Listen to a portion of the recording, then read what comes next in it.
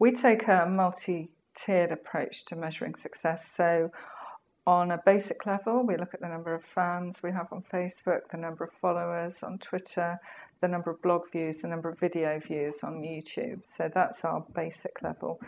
We'll also look at sentiment. Are the comments positive or negative? But that can be quite difficult if you don't have a critical mass. There's no point measuring sentiment if you only have an audience of 100. Your potential audience might be 100,000. And most of those might be very happy with what you're doing, but you get one negative comment or two negative comments, and that can really screw your figures unnecessarily.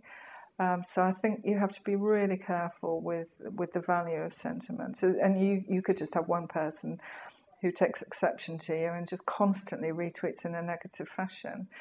On a tech support social media channel, for example, you're always going to get people with a problem who are complaining. So where's the value of sentiment there? There are three metrics that we measure in terms of social media. So the first one is engagement. Are we getting engagement from our social media output?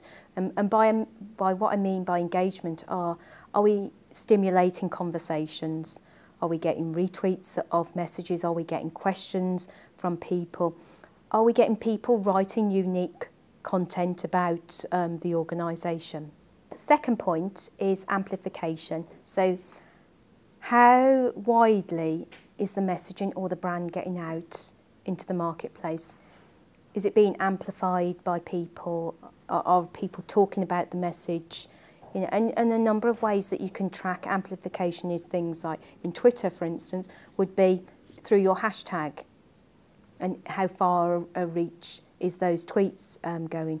Of course, with your blogs, that would be how often is your blog being reblogged? How often are people taking pieces of content from your blog and then repurposing that? So churning over the content, as well as, you know, the reach. The third point is influence. So how are we getting to those influencers? And how are those influencers amplifying and reaching out those messages to their own audience? So we would measure the influence of someone. So for instance, we may have a number of people in an outreach programme and measure how active they are in other networks and how relevant those networks are to our business. You have to just be careful about what you're measuring and why, because we're looking at engagement. Numbers matter to us, advocates number to us, so we'll monitor positive retweets, for example, and the number of retweets, because that is a measure to us that somebody's finding our content useful and engaging. We have had some success in using LinkedIn as a channel to encourage participation in online events and so on and so forth. And again, that's been measurable. So there is some value. Is it yet as effective as frankly straight email marketing? No, I don't think it is yet. Will it be? Probably yes. I mean, there are a lot of people on LinkedIn. I think it's a solid platform. It does have a lot of potential.